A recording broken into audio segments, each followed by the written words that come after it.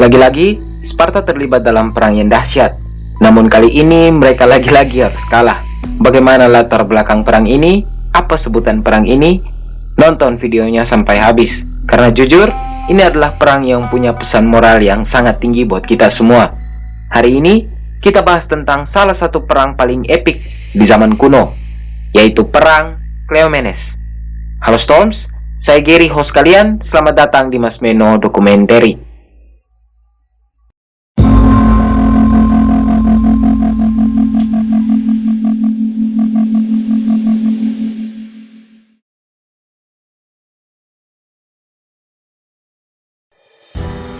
Sebelum lanjut, saya mau minta maaf kalau mungkin nanti kalian dengar suara ayam yang berkokok, karena ini saya rekamnya jam 4 pagi, jadi ya maklum saja. Kita lanjut ke pembahasan utama. Jadi pada tahun 229 sebelum Masehi, terjadi sebuah perang dahsyat yang melibatkan Sparta dan sekutunya Elis melawan Liga Akaya dan Makedonia. Perang ini berakhir dengan kemenangan Makedonia dan Akaya, dan tentu saja kekalahan di pihak Sparta dan Elis. Sumber dari video ini berasal dari Wikipedia dan History Extra. Ini adalah website sejarah yang biasa saya pakai selain buku. Jadi kalau kalian mau baca-baca, linknya saya taruh di description box. Kita lanjut ke materinya. Pada tahun 235 sebelum Masehi, Raja Cleomenes III dari Sparta memulai sebuah program reformasi yang bertujuan untuk mengembalikan disiplin tradisional Sparta dan dengan tujuan lain yaitu mengurangi pengaruh para pejabat Dewan Sparta yang disebut Epor, yang kadang-kadang dinilai terlalu mendominasi daripada Raja Sparta itu sendiri. Nah, sadar dengan kebijakan Cleomenes, pada tahun 229 sebelum Masehi, para Epor mengirim Sparta dan Cleomenes untuk menaklukkan sebuah kota di perbatasan Megalopolis. Nama kota itu adalah Akaya. Akaya di sini adalah sebuah pusat dari sebuah liga besar selain Peloponnesos tempat Sparta berdiri, yang disebut sebagai Liga Akaya. Dan setelah melakukan penyerangan, pihak Akaya akhirnya menyatakan perang terhadap Sparta. Cleomenes, yang waktu itu tentu saja memimpin peperangan secara langsung, merespon dengan menyerang balik Akaya. Singkatnya, pertempuran ini dimenangi oleh Sparta, dan tentu saja dengan mengalahkan beberapa pasukan Liga Akaya. Pertempuran ini terus dimenangi oleh Sparta. Di pertempuran Daim, Sparta berhasil menang lagi, namun kali ini untuk menghadapi dominasi Sparta, Aratos, yang merupakan negarawan dan pimpinan di pihak Liga Akaya, terpaksa meminta bantuan kepada Antigonos III Doson dari Makedonia. Dan dalam permintaan tersebut, dia tentu saja meminta Makedonia untuk membantu Akaya dalam usaha mengalahkan Sparta dengan beberapa imbalan tertentu. Jadi inilah awal dari perang Cleomenes, yang menjadi salah satu perang terbesar di sejarah Yunani kuno. Dan bahkan berkat perang ini, jika dibandingkan dengan Leonidas, reputasi Cleomenes III itu jauh-jauh di atas, meskipun akhir hidup mereka harus sama.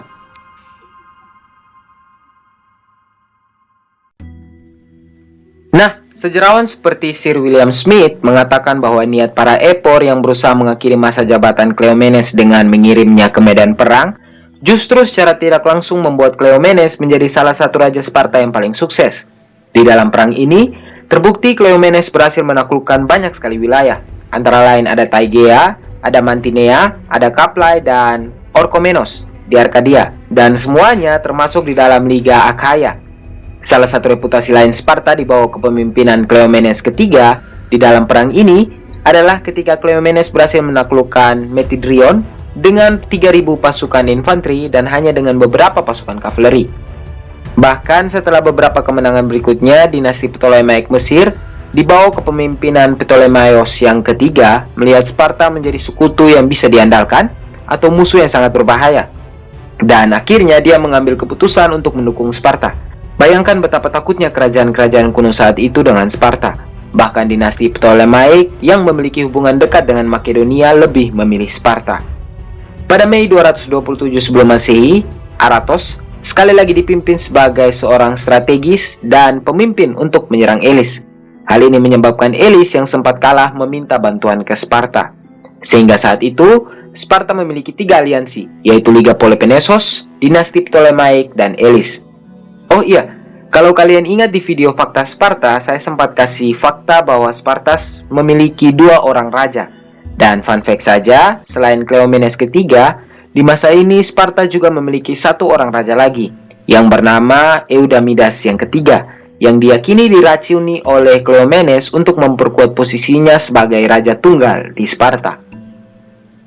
Nah, pada tahun 227 sebelum Masehi juga, Cleomenes berhasil menaklukkan Leuctra di wilayah Akaya.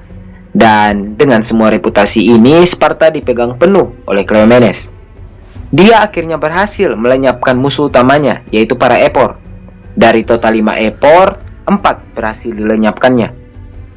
Berkat kekuasaan, kemenangan, dan reputasi yang terus-menerus didapatkannya, Liga Akaya akhirnya merasa sangat takut dengan Cleomenes ketiga. Bahkan Cleomenes ketiga meminta Aratos, pemimpin Liga Akaya, untuk menyerahkan takhta kepemimpinan Liga Akaya kepada Sparta, yang tentu saja ditolak oleh Aratos, dan bahkan dia sempat melawan. Akibatnya, Cleomenes berhasil menyerang Akaya dan merebut kota Pelene, Peneus, dan Pantelion. Kemenangan yang terus-menerus menyebabkan Cleomenes menjadi sombong dan tidak mau berhenti, yang seharusnya jika dia lakukan, mungkin kekuasaan dan nyawanya bisa dipertahankan. Bahkan beberapa sejarawan menyebut Cleomenes bodoh untuk terus melanjutkan invasinya. Semua kekalahan ini, semua reputasi yang nantinya akan lenyap ini, bermula ketika Cleomenes berusaha menginvasi Makedonia, salah satu dinasti terbesar. Kalau kalian tahu, Alexander Agung, dia itu berasal dari dinasti Makedonia, di mana nantinya dia harus kalah di pertempuran Selasia. Apa yang terjadi di pertempuran Selasia, kita akan bahas lengkap di video berikutnya. Sorry, di sini saya mempertahankan watch hour saya supaya aman, supaya AdSense tetap aman. Nah, gengs, itu tadi sedikit pengantar tentang perang Cleomenes. Buat kalian yang sudah sampai di sini, saya ucapkan terima kasih banyak. Hari Jumat minggu depan akan ada sambungannya, dan saya janji sambungannya akan sangat lengkap, bahkan korbannya akan sangat lengkap. Jadi saya Gary, host Mas Meno mau pamit. Jangan lupa like, share, dan subscribe. Follow akun Instagram saya di @mas.meno. Ramaikan kolom komentar yang tidak pernah ramai. Terima kasih sudah menonton. Sampai jumpa di video berikutnya.